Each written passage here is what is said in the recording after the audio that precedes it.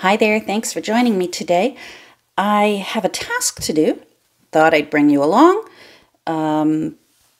It might be boring for those of you who've done this before and know how, but I'm quite sure there are lots of you out there who haven't tried this yet and are wondering how to do it. And there's lots of recipes out there. All of them seem to work quite well. This is how I do it, and the homeschooling mom in me and the retired hairstylist in me is going to give you a little science lesson while we work. So I want to rust some bulldog clips today. This is one of the few things that I will buy brand new to use in my journals. I love them. They're just a cute little thing to clip onto pages. They're useful.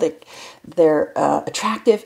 And I particularly like these ones because they look like the old-fashioned bulldog clips that every once in a while you can find them at thrift stores and antique stores, but they're bigger.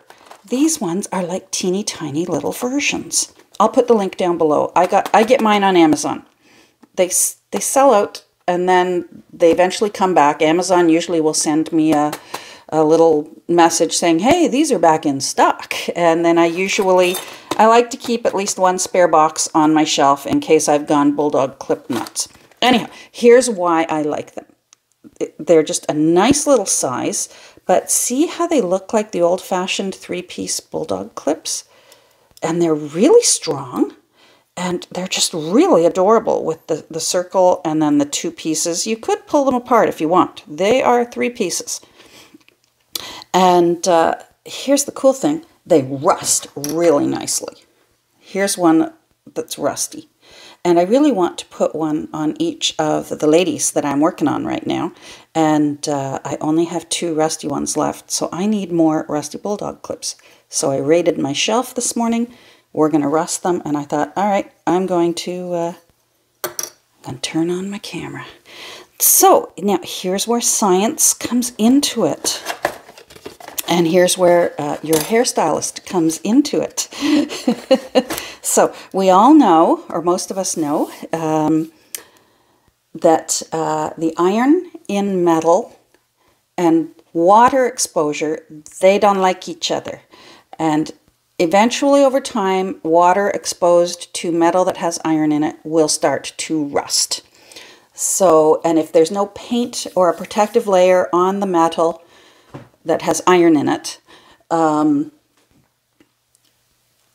so like ocean cruise liners, you know, they're painted all those pretty colors. They need that paint because you'll see spots where there's chips of paint and they start to rust, and then they paint it all up again and they're good to go. Same with your car. If you get a little chip in your car paint, you'll start seeing rust forming from exposure to water. So we know that water will rust metal. But for us, those of us who like rusty things and aren't very patient, there is a way to speed it up. Now, here's the thing. Here's where science plays into it. Water, as we all know, is H2O. So, 2 molecules of hydrogen and 1 molecule of oxygen, and we get water, H2O. Peroxide, which is what we use to rapidly rust our fun stuff, peroxide is H2O2. So what that means is peroxide is 2 molecules of hydrogen, 2 molecules of oxygen. But when these guys are all joined together, that second oxygen molecule is not happy. It wants out. It wants to get out of there. And it is unstable and will evaporate eventually. So, and that will give you back, H2O. And that's why you always need to put your lids tightly back on your peroxide, because if you leave your lid off overnight or for a day or two, you will be left with a bottle of water.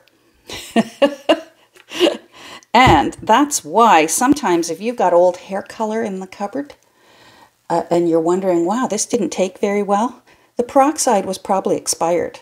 And that second oxygen molecule was probably had either flown the coop completely or it had lost so much strength that it didn't have the superpower of all of them together.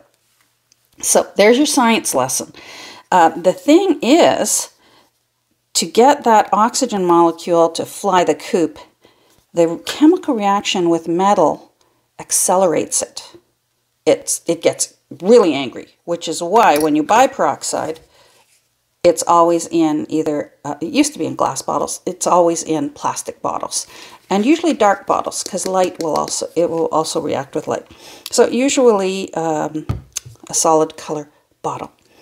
And you can get different strengths of peroxide. This one will work just fine. I get this peroxide for crafting and such, just at the dollar store. I have, when I haven't had this handy, I have raided my hair shelf and used peroxide that's a higher strength. Hairstylists work with stronger strength of peroxide. So you've probably heard them referring to 20 volume, 30 volume, 40 volume. That's increasing the strength of the peroxide. So what we want is we want to mix our peroxide. We are going to add an acid to it because, again, we want to accelerate the deterioration of the metal. We want our shiny metal to look like, we want that to look like that, and we're not patient, right?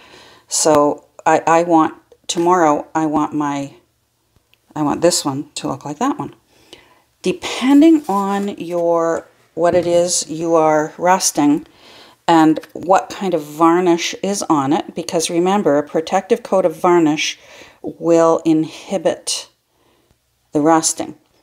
It can take a while. I've had paper clips rust in 20 minutes, but I've had other kinds of clips take 36 hours in the solution that we're going to make.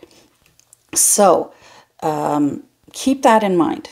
You won't hurt the objects. I just leave it in the solution. I swish it around a bit because I get curious and I want to look at it. I pull them out and look at it and throw them back in and say, no, you're not good enough yet. So,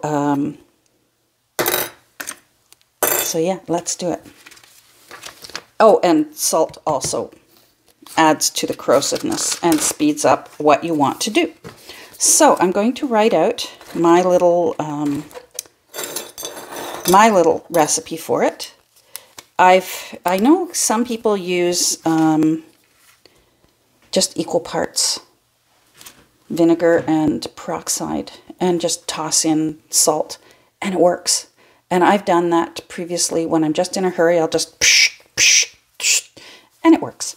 But if you're a specific kind of person, use 8 ounces of H2O2 peroxide. Now you know that, and you can tell your family, did you know peroxide is H2O2 and water is H2O?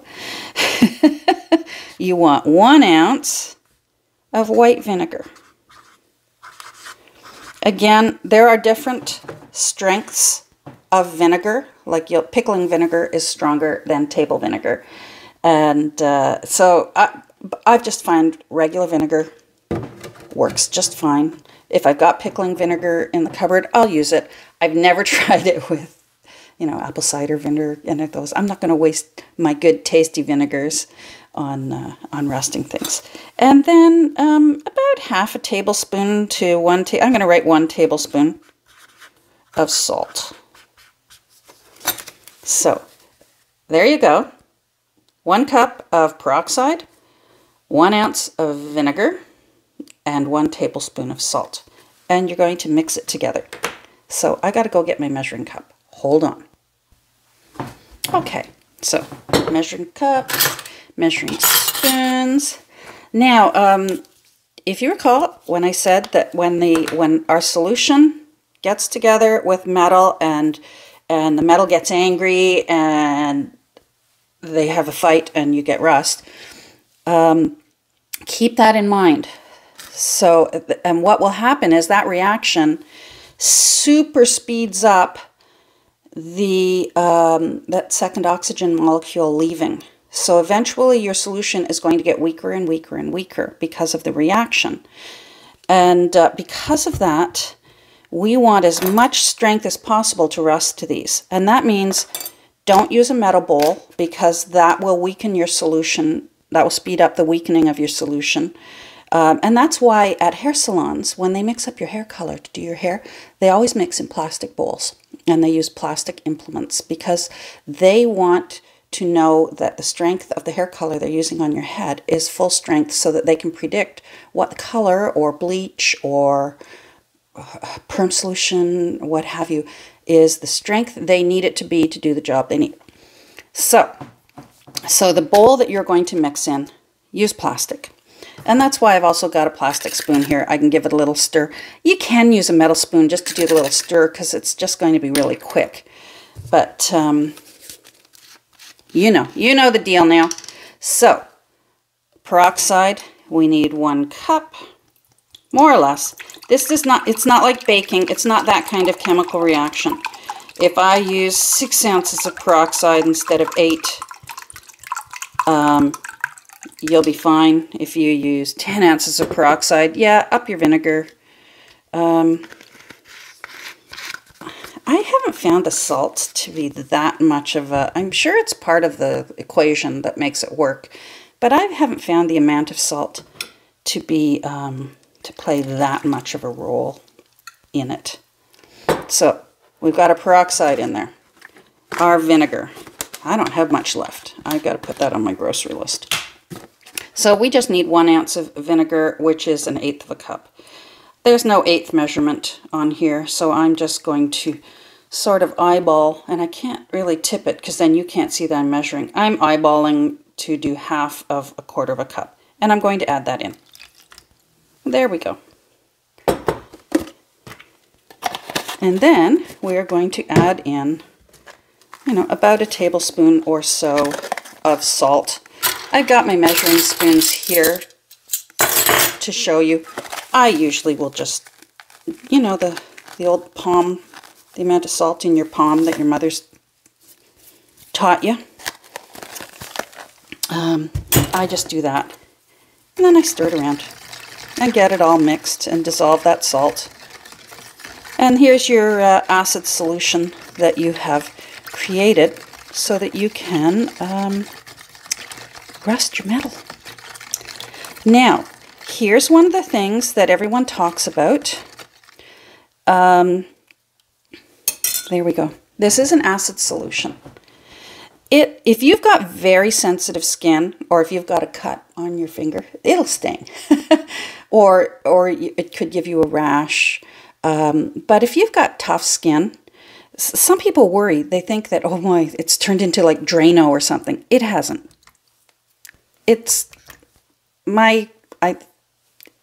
For me, it doesn't. I'll go rinse afterwards, but I just wanted to show you. It's a what would be considered a mild acid solution, but if I soaked my hand in there long enough, yeah, I'd get a rash. My hands would get sore. So let's see. I want these fully submerged, so I'm not sure whether I'll do the whole box or not. And if I have to, I'll flip them over partway through, or I may even move them into this measuring cup because I really want them submerged. And this is glass, so this is fine to use for rusting. Let's do it. So again, use your own knowledge of how your skin reacts to things. If you have very sensitive skin, yeah, put some gloves on while you're working with this. But if you've got tough skin, don't be too fearful of it. I just want to make sure I get any of the undissolved salt and that it's going in there. Yeah, this will work better. A little deeper. There we go. So I can add more. I'm just going to add until they are too full and sticking out of the vinegar and peroxide and salt. And then I can do, that'll hold me over, and I can do some more after I get to the grocery store and buy myself some more vinegar.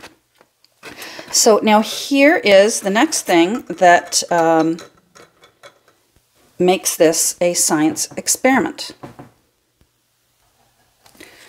To keep your peroxide as strong as you can for as long as you can, get some cling wrap. And you're going to want to cover that up so that we can hang on to that second unstable oxygen molecule as long as we can, so that it stays strong and it gets our job done that we want. So I'm just going to wrap it around, careful of the spout here because it's a different height, and same with around where the handle is. And just put your cling wrap on there. I usually use it because then I can swish this around, and then we wait. So like I said, with some things, I've had some brands of paper clips rust almost immediately, 10 to 20 minutes. They're orange and beautiful. Some brands of the big paper clips, be careful and watch for them. Some of the newer brands that I have found have a plastic coating on them, and you'll never get them to rust. That plastic coating is just, it's on there, and it's protecting that metal, and it won't rust. But if you've got something that simply has a varnish coating on it, yeah, this will eat through the varnish coating, and it'll get to the metal, and you will get rust. So I'm going to pause. It's going to seem like an instant, and then we're going to come back and take a look. I'll let you know how long it's been, and we'll go from there. So, see you in a minute.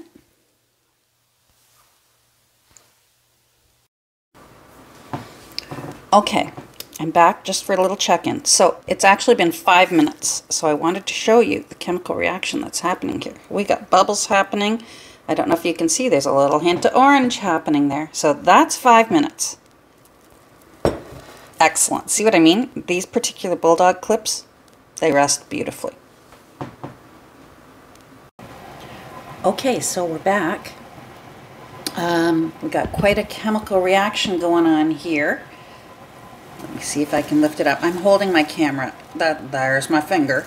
You can see this has been 30 minutes. I let it go a little longer because my mini pizza was ready for lunch. All this, that's just foam.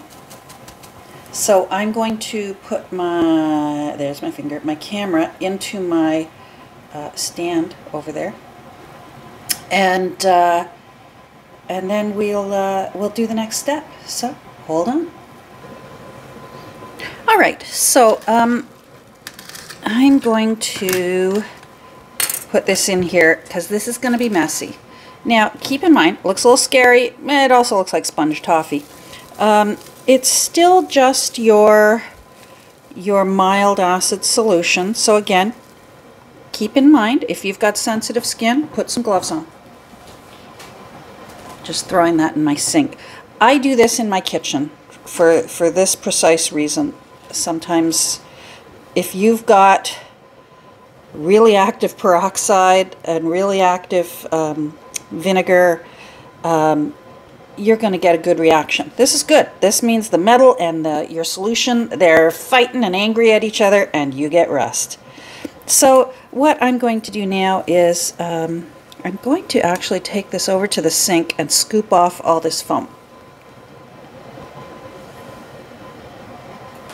Okay, that makes things a little easier. And I'm going to get some paper towels. Bashing things around here. So, now this is still, it's warm. You can feel that the chemical reaction, it's created a little heat. But again, for me, just put your mind at rest. If you've got regular skin and not overly sensitive, then don't be overly worried. So I just, at this point, will pull one out and take a look and see if it's rusty enough for what I like. And do you see what I'm seeing there? That looks kind of cool, and that might be just what you're looking for. I want it rustier. So I've got some good stuff happening here, I am going to put it back into the foam and cover it up. I'm going to put, wash your hands afterwards. Don't just leave that on your hands. That fan you hear going was my oven cooling down after my little mini pizza that I had for lunch. I'm going to recover this. I'm going to leave it in a little bit longer. And then I'll show you one last trick I do to make sure that I get a really, really super rusty result like this. So here we go.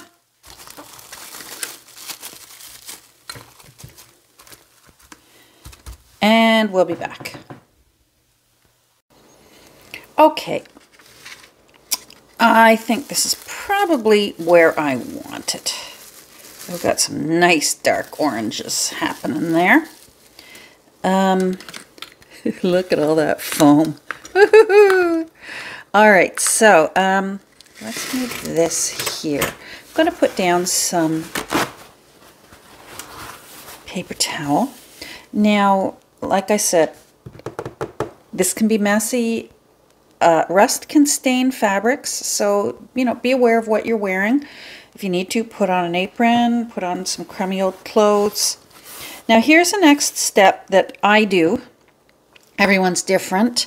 I've seen some crafters who rust metals, and when they've got it to where they like it, they will rinse it off. I'm just going to take this off and show you. So that looks quite nice. Isn't that nice? I'm very happy with that. Now here's something that I do, is I'm just putting some of that foam back onto it. I leave the foam on. So I get it mostly out.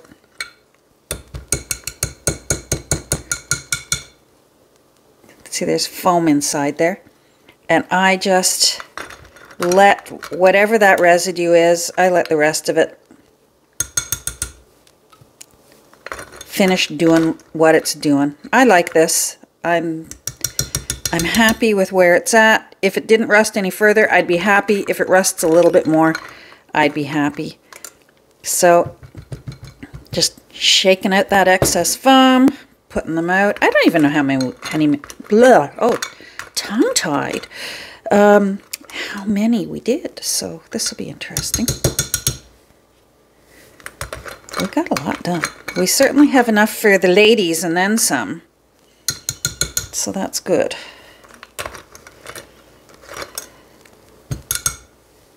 Is that one? I just want to take a peek at this one. All right, I'm going to re-dip a bit and just let it finish doing what it's doing in the air. And here's where, you know, a little patience to get the desired product you want is, I'll just let these dry the way they are here and overnight, and check on them in the morning, and I am quite sure they will be exactly as I want them. As I've said before, these are my favorite little bulldog clips. This is probably my 4th box that I've rusted.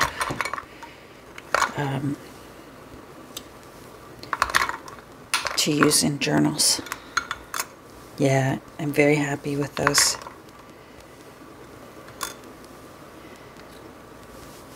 Any more in there? That's it. So 1, 2, 3. We did 16. Wow, very good. So there's my mucky mess. That's where it'll finish. What I'll do is I'll follow up with you probably Thursday or Friday, and I'll show you how these eventually turned out.